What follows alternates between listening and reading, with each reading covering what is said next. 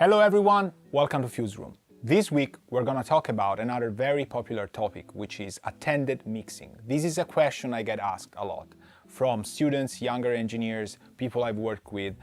It's a common topic these days. And what is an attended mixing session? It's when your client, be it an artist or a band, comes to you and says, I have to mix, I want you to mix this record. Can be a track, can be a full-length EP, a record, and they say, I want you to be here mixing it, but I also want to be all the way from beginning to end present to your session. This comes from the thinking, the mindset that quantity leads to quality. If the artist can be with you all the way through the process, it will be better and more beneficial to the sound, because any decision you take, he might say right away, yes, no, blue, red, orange, that kind of stuff. Usually it doesn't really work that way. Audio engineers are like the musicians while they are composing or playing.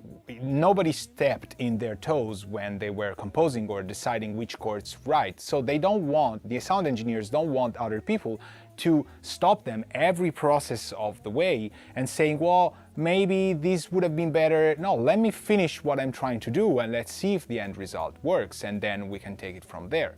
So the thinking that you will have less revisions because of the attended mixing session, it ends up usually wrong. It's much better, and this is how we usually work here, to have a day zero setup in which we lay down all the tracks, we listen to the tone, to the rough mixes, or sometimes even to the mixes that the band has.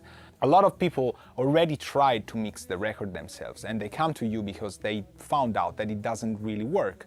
So once this day zero is done, we then take some time to mix the record by ourselves, and then the band or artist or production group comes back for the revision phase.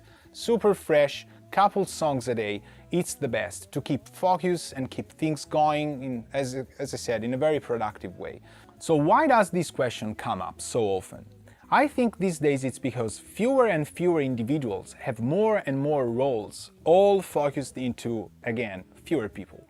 You have composers, producers, session musicians, arrangers, managers, and all of these roles are only focused on the 4 people maybe of a band, or sometimes even into a solo artist. So this individual tends to act in a very parental way. The songs, the album becomes like a son or a daughter that you're sending to a swimming pool.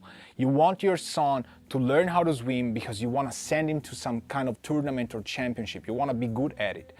And you go to a swimming pool, you have your instructor, the instructor owns the swimming pool itself, and the guy says, okay, I can take your son, teach him, and then, give it back to you in a week or so, in a month, or whatever time is needed for these improvements. But you say, no, I want to be in the swimming pool itself. I want to see my son, and I want to ask you right away, like, did he do good? Does he want to try?